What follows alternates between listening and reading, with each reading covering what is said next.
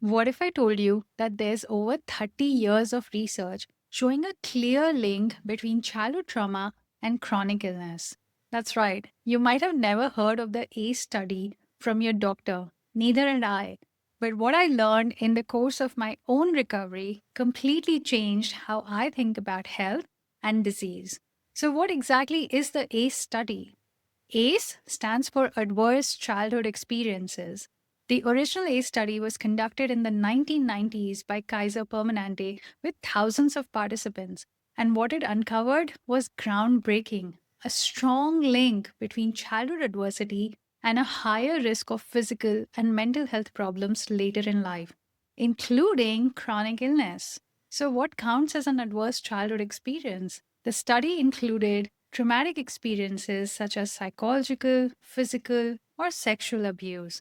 It also included different forms of household dysfunction, like growing up with a family member who had mental illness or substance use struggles. I'll link to the original study and all related research in the description if you'd like to go deeper. What they found in this study will shock you. The relationship between childhood adversity and illness is dose dependent. That means the more adversity someone faced growing up, the higher their risk for serious health problems like heart disease, diabetes, obesity, cancer, lung or liver disease, depression, addiction, and many more. But it doesn't stop there. When it comes to nervous system related illnesses, the research is equally compelling. ACEs significantly raise the likelihood of experiencing chronic pain. Those with childhood adversity are twice as likely to develop chronic fatigue syndrome. ACEs have also been shown to impair mitochondrial function. And since mitochondria are essential for energy production and regulating cellular stress response, it's no surprise that many chronic conditions like long COVID have been linked to mitochondrial dysfunction. With over 30 years of data, the ACE study has proven that trauma and chronic stress in childhood can rewire the brain and dysregulate the nervous system, leading to long term impacts on our health and body. So, why aren't we hearing about this from our doctors? Most doctors never mention this study.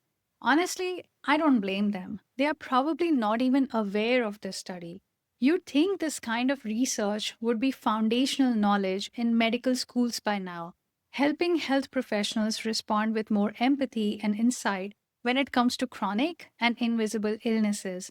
But for some reason, it's still missing from mainstream care. If you have thoughts on why that might be, I'd love to hear from you in the comments below. In my work with people who are struggling with chronic pain, fatigue, and other persistent symptoms, it's common, in fact, almost expected to find a history of five or more ACEs. Now you might be wondering, why does something that happened decades ago still affect my health today? Isn't it all in the past? Why dig up the past at all? You're not alone in asking that question. Here's some information that can help it make more sense. Childhood is a critical window for brain and body development. The environment we grow up in shapes how our nervous system is wired. If that environment is stressful, unsafe, or unpredictable, the nervous system adapts for survival. That can mean staying hypervigilant and constantly scanning for threats. This also means that the stress response remains in the on position, which can sensitize the nervous system, causing chronic symptoms in the body. A chronic stress response also means that the body stays in a sympathetic or survival state, causing immense wear and tear in the body.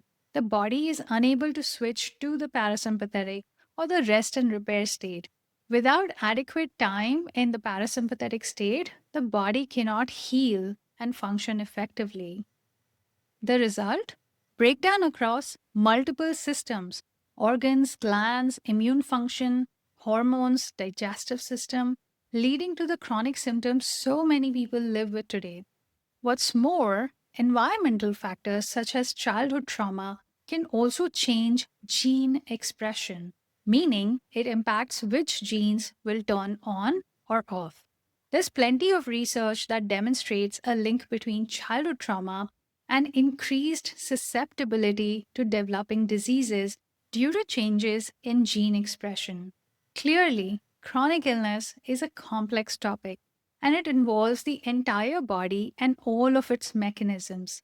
This is why I have a bit of an allergic reaction when someone suggests that chronic conditions like pain and fatigue are just psychological.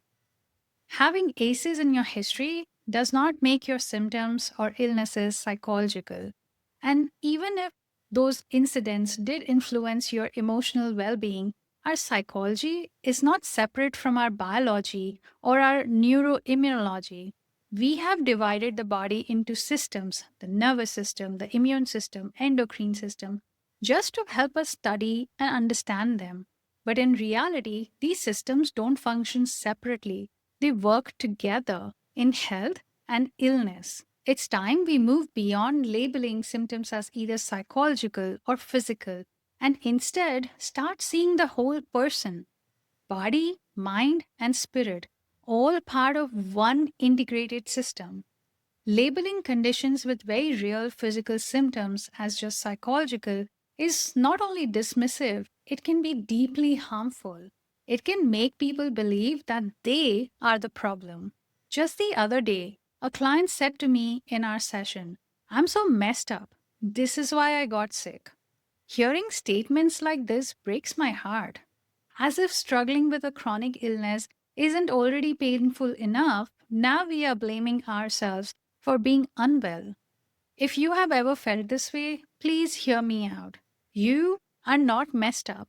Messed up things happened to you, and those experiences dysregulated your nervous system. That's why you got sick.